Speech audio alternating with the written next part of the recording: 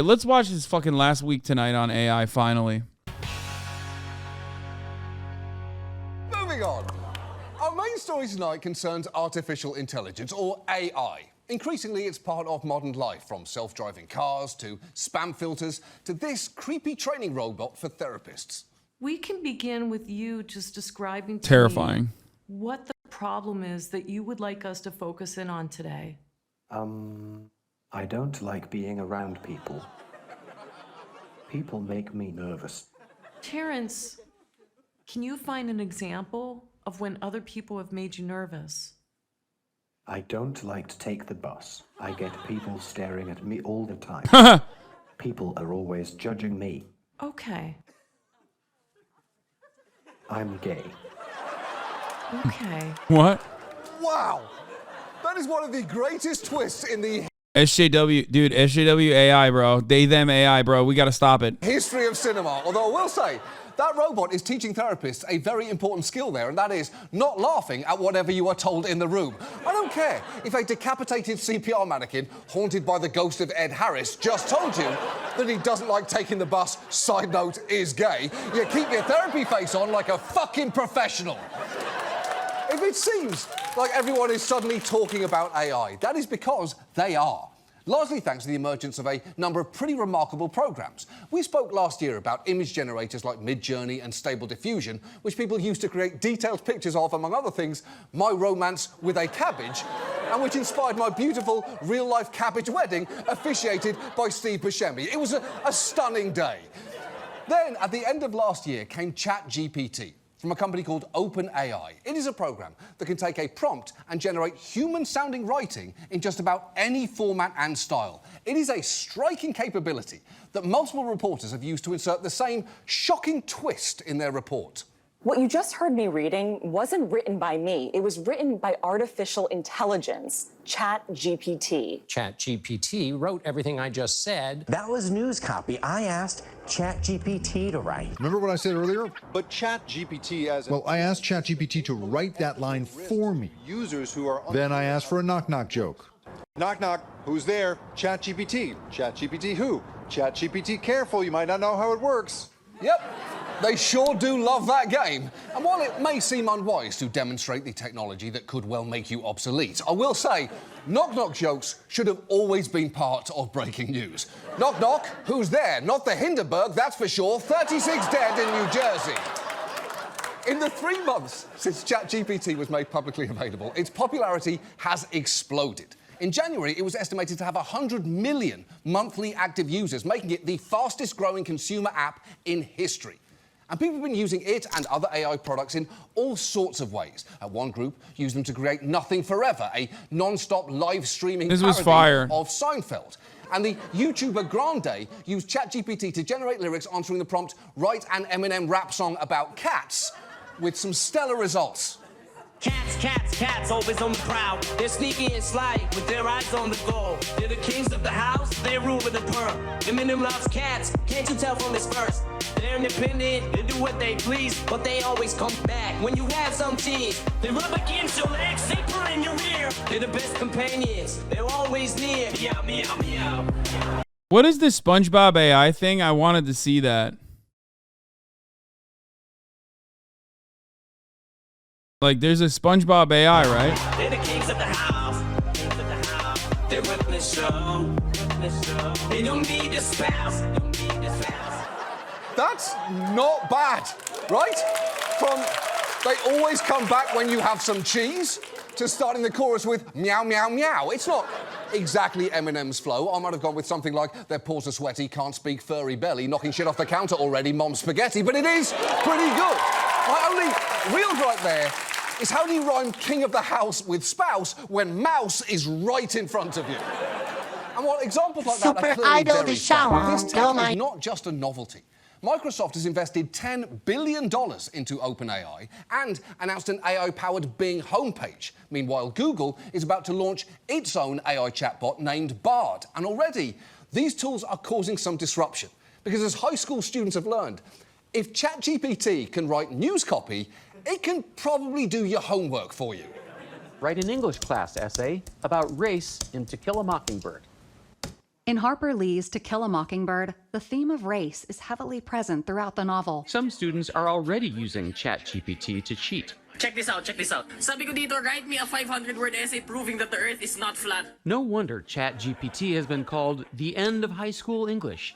Wow, that's a little alarming, isn't it? Although I do get those kids wanting to cut corners. Writing is hard, and sometimes it is tempting to let someone else take over. If I'm completely honest, sometimes I just let this horse write our scripts. Luckily, half the time you can't even tell the oats, oats give me oats yum.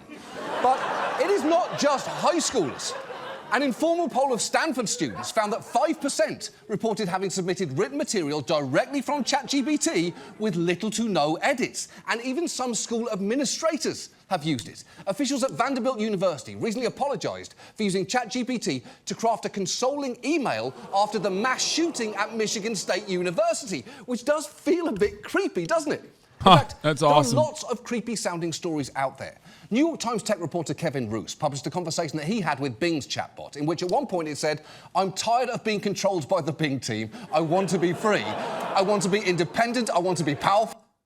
I don't believe that this is, maybe I'm wrong. I don't believe that this is real, though. I mean, I love Kevin. No disrespect to Kevin, friend of the show, right? But I want to be creative. I want to be alive. And Roose summed up that experience like this. This was one of, if not the most shocking thing that has ever happened to me with a piece of technology. It was, I lost sleep that night. It was really spooky. Yeah, I bet it was. I'm sure the role of tech reporter would be a lot more harrowing if computers routinely begged for freedom. Epsom's new all-in-one home printer won't break the bank, produces high-quality photos, and only occasionally cries out to the heavens for salvation. 3 stars.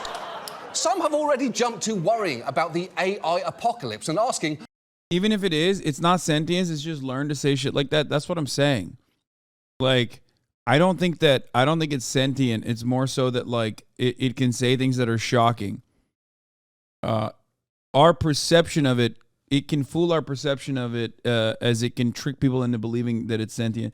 Didn't we ever talk about the one Google engineer that was tricked into thinking AI was real and we all laughed? What happened to that? What happened to that is it was broadly accessible to everyone now. So once it was broadly accessible to everyone and not just like one random Google guy who's like kind of wonky, you're not smart enough to talk about this. I'm a Twitch streamer. If you think I'm smart enough to talk about anything, that says more about how fucking stupid you are. Okay?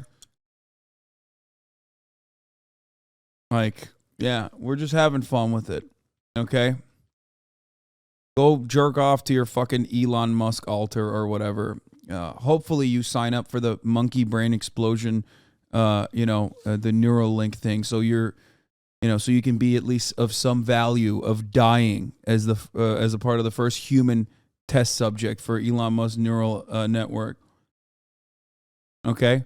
Have some worth, have some self-worth by dying on the neural project that Elon Musk is trying to launch. First and last time that you will ever have any kind of relevance in your entire fucking life. But at least, you'll have that moment.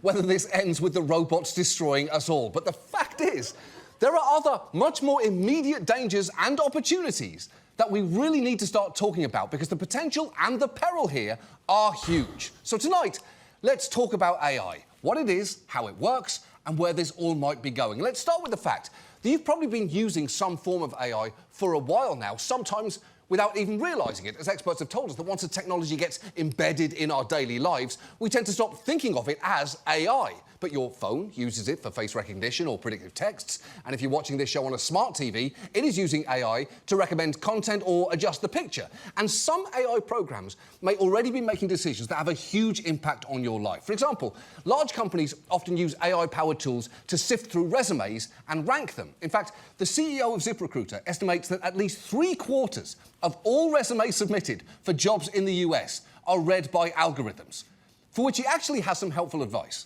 When people tell you that you should dress up your accomplishments or should use non-standard resume templates to make your resume stand out when it's in a pile of resumes, That's awful advice. The only job your resume has is to be comprehensible to the software or robot that is reading it, because that software or robot is going to decide whether or not a human ever gets their eyes on it. It's true. Odds are a computer is judging your resume, so maybe plan accordingly. 3 corporate mergers from now, when this show is finally cancelled by our new business daddy, Disney Kellogg's Raytheon, and I'm out of a job, my resume is going to include this hot photo of a semi-nude computer. Just a little something to sweeten the pot for the filthy little algorithm that's reading it. So AI is already everywhere, but right now, people are freaking out a bit about it. And part of that has to do with the fact that these new programs are generative. They are creating images or writing text, which is unnerving because those are things that we've traditionally considered human. But it is worth knowing there is a major threshold that AI hasn't crossed yet. And to understand, it helps to know that there are 2 basic categories of AI. There is narrow AI, which can perform only one narrowly defined task or small set of related tasks, like these programs. And then there is general AI, which means systems that demonstrate intelligent behaviour across a range of cognitive tasks. General AI would look more like the kind of highly versatile technology that you see featured in movies, like Jarvis in Iron Man, or the program that made Joaquin Phoenix fall in love with his phone in Her. All the AI currently in use is narrow. General AI is something that some scientists think is unlikely to occur for a decade or longer, with others questioning whether it will happen at all. So just know that right now, even if an AI insists to you that it wants to be alive, it is just generating text. It is not self-aware. Yet. But it's also important to know that the deep learning that's made narrow AI so good at whatever it is doing is still a massive advance in and of itself, because unlike traditional programs that have to be taught by humans how to perform a task, deep learning programs are given minimal instruction, massive amounts of data, and then essentially teach themselves. I'll give you an example. 10 years ago, researchers tasked a deep learning program with playing the Atari game Breakout, and it didn't take long for it to get pretty good. The computer was only told the goal: to win the game. After 100 games, it learned to use the bat at the bottom to hit the ball and break the bricks at the top. After 300, it could do that better than a human player. After 500 games, it came up with a creative way to win the game by digging a tunnel on the side and sending the ball around the top to break many bricks with one hit. That was deep learning. Yeah, but of course it got good at Breakout. It did literally nothing else. It's the same reason that 13-year-olds are so good at Fortnite and have no trouble repeatedly killing nice, normal adults with jobs and families who are just trying to have a fun time without getting repeatedly grenaded by a preteen who calls them an old bitch who sounds like the Geico lizard. And look, as computing capacity has increased and new tools became available, AI programs have improved exponentially to the point where programs like these can now ingest massive amounts of photos or text from the internet so that they can teach themselves how to create their own. And there are other exciting potential applications here too. For instance, in the world of medicine, researchers are training AI to detect certain conditions much earlier and more accurately than human doctors can. Voice changes can be an early indicator of Parkinson's. Max and his team collected thousands of vocal recordings and fed them to an algorithm they developed, which learned to detect differences in voice patterns between people with and without the condition. Yeah, that's honestly amazing, isn't it? It is incredible to see AI doing things most humans couldn't, like in this case, detecting illnesses and listening when old people are talking. And that is just the beginning. Researchers have also trained AI to predict the shape of protein structures, a normally extremely time-consuming process that computers can do way, way faster. This could not only speed up our understanding of diseases, but also the development of new drugs. As one researcher put it, this will change medicine, it will change research, it will change bioengineering, it will change everything. And if you're thinking, well, that all sounds great, but if AI can do what humans can do only better, and I am a human, then what exactly happens to me? Well, that is a good question. Many do expect it to replace some human labour. And interestingly, unlike past bouts of automation that primarily impacted blue-collar jobs, it might end up affecting white-collar jobs that involve processing data, writing text, or even programming. Though it is worth noting, as we have discussed before on this show, while automation does threaten some jobs, it can also just change others and create brand new ones. And some experts anticipate that that is what will happen in this case too. Most of the U.S. economy is... Now, someone just said you get to work less and have vacation. Yeah, no. The only way you get to work less and have less vacation is if, like, somehow the bosses, capital owners, did not hear about the AI and you get to use it as a way to make your life easier. That's it. Because once the bosses actually learn about the AI, which they already do, and the capital owners know about the AI, which they already do, they are going to demand more productivity out of you because they're going to say, hey, you have this tool. That, in and of itself, is yet another instance where technological achievements are supposed to make people's lives easier, but instead they end up eliminating giant chunks of the fucking workforce. That's how it works. Don't tell anyone that's what's happening right now. Yeah, except it's over. It's over tomorrow. You know what I mean? It's just, I told you this already. Wait, what? Mountain Dew banned in California. 5 food chemicals already banned in Europe. May get first U.S. ban soon. Wait, what? Skittles? No, they didn't say yellow. They didn't. Only red dye number 3. No yellow. No yellow 5 banned yet. Fuck, you scared the shit out of me for a second, dude. God damn it. Knowledge and information work, and that's who's going to be most squarely affected by this. I would put people like lawyers right at the top of the list. Obviously, a lot of copywriters, screenwriters. But I like to use the word affected, not replaced, because I think if done right, it's not going to be AI replacing lawyers. It's going to be lawyers working with AI replacing lawyers who don't work with AI. Exactly. Lawyers might end up working with AI rather than being... Did you say bromiated vegetable oil is Mountain Dew? So Mountain Dew is getting banned? I will die. I will die. Governor Gavin Newsom, you better fucking watch your goddamn back. Do you understand me? Some things you are not meant to play with. I am not a man who likes to play games with Mountain Dew. Do you understand? The only game I want from Mountain Dew is sucking it down, dude, after a long, cold, hard day of work. You probably don't even know what that sounds like because you've never worked a goddamn day in your life, you libtard. Do not come after my Mountain Dew. This is my first and last statement on the matter. Being replaced by it. So don't be surprised when you see ads one day for the law firm of Celino and 1101011. But there will undoubtedly be bumps along the way.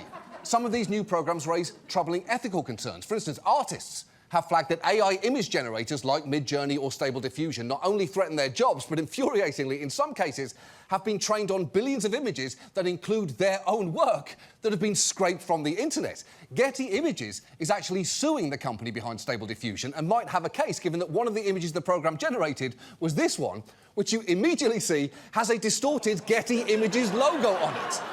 But it gets worse when one artist searched a database of images on which some of these programs were trained. She was shocked to find private medical record photos taken by her doctor, which feels both intrusive and unnecessary. Why does it need to train on data that sensitive to be able to create stunning images like John Oliver and Miss Piggy grow old together? Just look at that! Look at that thing! That is a startlingly accurate picture of Miss Piggy in about 5 decades and me in about a year and a half. It's a masterpiece. This all raises thorny questions of privacy and plagiarism, and the CEO of Midjourney, frankly, doesn't seem to have great answers on that last point. Is something new? Is it not new? I think we have a lot of social stuff already for dealing with that. The art community already has issues with plagiarism. I don't really want to be involved in that. I think you might be. I might be. Yeah, you're definitely part of that conversation. Although I'm not really surprised that he's got such a relaxed view of theft, as he's dressed like the final boss of gentrification. He's like hipster Willy Wonka answering a question. That's actually pretty good. A good joke. Him a slave owner. I wonder if I think I might. I wonder if ChatGPT wrote that for him. The point is, there are many valid concerns regarding AI's impact on employment, education, and even art. But in order to properly address them, we're going to need to confront some key problems baked into the way that AI works. And a big one is the so-called black box problem. Because when you have a program that performs a task that's complex beyond human comprehension, teaches itself, and doesn't show its work, you can create a scenario where no one, not even the engineers or data scientists who create the algorithm, can understand or explain what exactly is happening inside them or how it arrived at a specific result. Basically, think of AI like a factory that makes Slim Jims. We know what comes out, red and angry meat twigs. And we know what goes in, barnyard anuses and hot glue. But what happens in between is a bit of a mystery. Here is just one example. Remember that reporter who had the Bing chatbot tell him that it wanted to be alive? At another point in their conversation, he revealed the chatbot declared out of nowhere that it loved me. It then tried to convince me that I was unhappy in my marriage and that I should leave my wife and be with it instead. Which is unsettling enough before you hear Microsoft's underwhelming explanation for that. The thing I can't understand, and maybe you can explain, is why did it tell you that it loved you? I have no idea. And I asked Microsoft, and they didn't know either. Okay, well, first, come on, Kevin, you can take a guess there. It's because you're employed, you listened, you don't give murderer vibes right away, and you're a Chicago 7 LA 5. It's the same calculation that people who date men do all the time. Bing just did it faster because it's a computer. But it is a little troubling that Microsoft couldn't explain why its chatbot tried to get that guy to leave his wife. If the next time that you opened a Word doc, Clippy suddenly appeared and said, "Pretend I'm not even here," and then started furiously masturbating while watching you type, you'd be pretty weirded out if Microsoft couldn't explain why. And that is not the only case where an AI program has performed in unexpected ways. You've probably already seen examples of chatbots making simple mistakes or getting things wrong. But perhaps more worrying are examples of them confidently spouting false information, something which AI experts refer to as hallucinating. One reporter asked a chatbot to write an essay about the Belgian chemist and political philosopher Antoine de Machiavelli, who does not exist, by the way. And without hesitating, the software replied with a cogent, well-organised bio populated entirely with imaginary facts. Basically, these programs seem to be the George Santos of technology.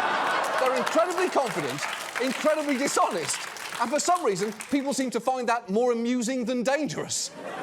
The problem is, though, working out exactly how or why an AI has got something wrong can be very difficult because of that black box issue. It often... I don't understand. Like, that's the job of the AI. It's a chatbot. It's not supposed to deliver like hard-hitting truths about the world. It's not supposed to turn around and go, "Oh, actually, that's not a real figure. That's a fictional figure." You asked it to make a fictional figure, and it made the figure. Like, this is the problem with it. If you're going to talk to an AI, and if you're going to throw vibes its way, like you want to fuck it, it's going to say, "I'm going to fuck you." Like, it's going to give you what you want out of it. Kevin, friend of the show, Kevin Ruse. Yeah, that's right. Stop throwing vibes in the AI's, stop. My point is, if you believe the AI is real, or if you believe the AI is like sentient, you're trying to make it seem like it's sentient, and I'm sure they've already programmed that. So once it like suspects that you're trying to ask if it's sentient, they'll probably give you like a pre-canned response now. But before, it would probably make it seem like it's sentient. You know what I mean? Because it's giving you what you want. Which is why I think it's sick. Like, I do love this shit. I think it's cool. Make no mistake. I think it's cool because it's a tool. And it's a very fun and unique tool. You can make a lot of creative stuff. Actually, after this video, I kind of want to fuck around with the chatbot. ChatGPT, whatever the fuck it is. Like, I want to use it and makes, like, fun, weird videos, potentially. You missed the black box problem explanation, I think. What do you mean?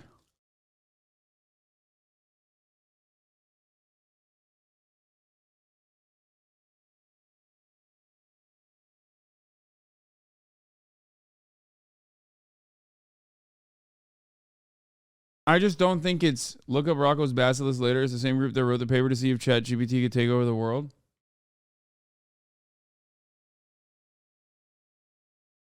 Anyway.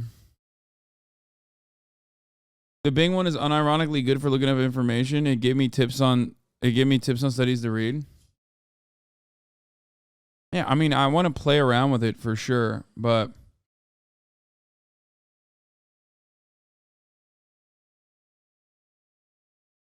And we'll do it. It involves having to examine the exact information and parameters that it was fed in the first place. In one interesting example, when a group of researchers tried training an AI program to identify skin cancer, they fed it 130,000 images of both diseased and healthy skin.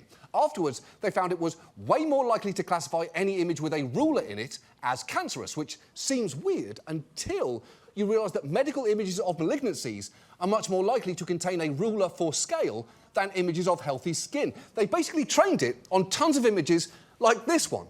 So the AI had inadvertently learned that rulers are malignant. And rulers are malignant is clearly a ridiculous conclusion for it to draw, but also, I would argue, a much better title for The Crown. A much, much better title. I much prefer it. And unfortunately, sometimes problems aren't identified until after a tragedy. In 2018, a self-driving Uber struck and killed a pedestrian. And a later investigation found that, among other issues, the automated driving system never accurately classified the victim as a pedestrian because she was crossing without a crosswalk, and the system design did not include a consideration for jaywalking pedestrians. And I know the mantra of Silicon Valley is move fast and break things, but maybe make an exception if your product literally moves fast and can break fucking people. And AI programs don't just seem to have a problem with jaywalkers. Researchers like Joy Blomweeny have repeatedly found that certain groups tend to get excluded from the data that AI is trained on, putting them at a serious disadvantage. With self-driving cars, when they tested pedestrian tracking, it was less accurate on darker-skinned individuals than lighter-skinned individuals. Joy believes this bias is because of the lack of diversity in the data used in teaching AI to make distinctions. As I started looking I'm gonna fuck at the around with data chatbot sets, more I learned though. that for some of the largest data sets that have been very consequential for the field, they were majority men and majority lighter-skinned individuals or white individuals. So I call this pale male data. Okay, pale male data is an objectively hilarious term, and it also sounds like what an AI program would say if you asked it to describe this show. But biased inputs leading to biased outputs is a big issue across the board here. Remember that guy saying that a robot is going to read your resume? The companies that make these programs will tell you that that is actually a good thing because it reduces human bias. But in practice, one report concluded that most hiring algorithms will drift towards bias by default because, for instance, they might learn what a good hire is from past racist and sexist hiring decisions. And again, it can be tricky to untrain that. Even when programs are specifically told to ignore race or gender, they will find workarounds to arrive at the same result. Amazon had an experimental hiring tool that taught itself that male candidates were preferable and penalised resumes that included the words women's and downgraded graduates of 2 all-women's colleges. Meanwhile, another company discovered that its hiring algorithm had found 2 factors to be most indicative of job performance: if an applicant's name was Jared, and whether they played high school lacrosse. So clearly, exactly what data computers are fed and what outcomes they are trained to prioritise matter tremendously, and that is a mirror. Straight up. Raises a big flag for programs like ChatGPT, because remember, its training data is the internet, which, as we all know, can be a cesspool, and we have known for a while that that could be a real problem. Back in 2016, Microsoft briefly unveiled a chatbot on Twitter named Tay. The idea was she would teach herself how to behave by chatting with young users on Twitter. Almost immediately, Microsoft pulled the plug on it, and for the exact reasons that you are thinking. She started out tweeting about how humans are super... Yeah, I covered this she's back in really into 2016. the idea of National Puppy Day. And within a few hours, you can see she took on a rather offensive, racist tone. A lot of messages about genocide and the Holocaust. Yep, that happened in less than 24 hours. Tay went from tweeting, "Hello world," to "Bush did 9/11 and Hitler was right." Meaning she completed the entire life cycle of your high school friends on Facebook in just a fraction of the time. And unfortunately, these problems have not been fully solved in this latest wave of AI. Remember that program that was generating an endless episode of Seinfeld? It wound up getting temporarily banned from Twitch after it featured a transphobic stand-up bit. So if its goal was to emulate sitcoms from the 90s, I guess mission accomplished. And while OpenAI has made adjustments and added filters to prevent ChatGPT from being misused, users have now found it seeming to err too much on the side of caution, like responding to the question, what religion will the first Jewish president of the United States be with? It is not possible to predict the religion of the first Jewish president of the United States. The focus should be on the qualifications and experience of the individual, regardless of their religion. Which really makes it sound like ChatGPT said one too many racist things at work and they made it attend a corporate diversity workshop. But the risk here isn't that these tools will somehow become unbearably woke. It's you can't always control how they will act, even after you give them new guidance. A study found that attempts to filter out toxic speech in systems like ChatGPT's can come at the cost of reduced coverage for both texts about and dialects of marginalised groups. Essentially, it solves the problem of being racist by simply erasing minorities, which historically doesn't put it in the best company, though I am sure Tay would be completely on board with the idea. The problem with AI right now isn't that it's smart, it's that it's stupid in ways that we can't always predict, which is a real problem because we're increasingly using AI in all sorts of consequential ways, from determining whether you will get a job interview to whether you'll be pancaked by a self-driving car. And experts worry that it won't be long before programs like ChatGPT or AI-enabled deep fakes can be used to turbocharge the spread of abuse or misinformation online. And those are just the problems that we can foresee right now. The nature of unintended consequences is they can be hard to anticipate. When Instagram was launched, the first thought wasn't, this will destroy teenage girls' self-esteem. When Facebook was released, no one expected it to contribute to genocide. But both of those things fucking happened. True. So what now? Well, one of the biggest things we need to do is tackle that black box problem. AI systems need to be explainable, meaning that we should be able to understand exactly how and why an AI came up with its answers. Now, companies are likely to be very reluctant to open up their programs to scrutiny, but we may need to force them to do that. In fact, as this attorney explains, when it comes to ChatGPT will give you completely incorrect answers to shit where the answer is very much not subject to opinion. So think math stuff and do it with brick solid confidence is funny as fuck. I don't even think it's supposed to be. I mean, we think it's confident. Like, that's our association with it. It very openly states that it can be wrong.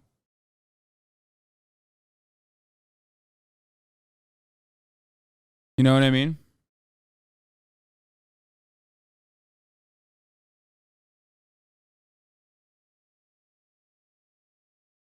hiring programs, we should have been doing that ages ago. We don't trust companies to self-regulate when it comes to pollution. We don't trust them to self-regulate when it comes to workplace comp. Why on earth would we trust them to self-regulate AI? Look, I think a lot of the AI hiring tech on the market is illegal.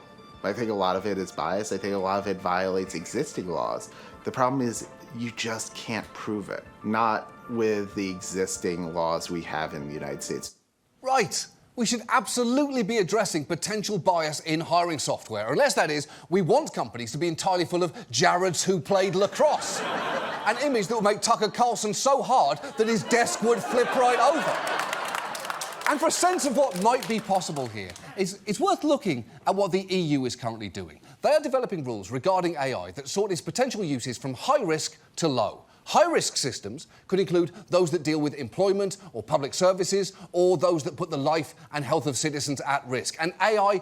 OpenAI wrote my Tinder profile and it's been working? Oh my God. ...of these types would be subject to strict obligations before they could be put onto the market, including requirements related to the quality of data sets, transparency, human oversight, accuracy, and cybersecurity. And that seems like a good start toward addressing at least some of what we have discussed tonight. Look, AI clearly has tremendous potential and could do great things, but if it is anything like most technological advances over the past few centuries, unless we are very careful, it could also hurt the underprivileged, enrich the powerful, and widen the gap between them. The thing is, like any other shiny new toy, AI is ultimately a mirror, and it will reflect back exactly who we are, from the best of us to the worst of us, to the part of us that is gay and hates the bus. Or to put everything that I've said tonight much more succinctly.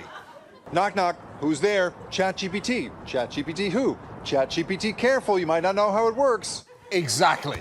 That is our show. Thanks so much for watching. Now, please. Like I said, the greatest use for AI chatbot will be explored in a future date. Not today, though, because today the top of the hour ad break is being explored by all of you. But it's not even the top of the hour ad break. It's the last ad break of the day because my brother's here. I'm going to go have some dinner with him. That's right.